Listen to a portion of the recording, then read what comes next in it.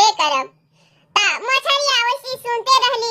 आ भजन सुनते सुनते ओकरा के रात हो गई त बिहान हो गए। फिर मछरा आइल त कहता, ए मछरी, कितना तो शिव गुरु के भजन सुनबू नु, बाकी जलवे में फसैबू।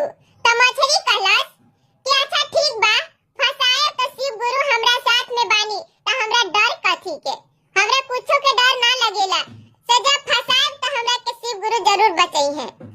त बिहान होइल त एगो मलह आइल त जाल खेलस, बस मछरिया जल में फंस गई। त मछरा कहता कि तू त जल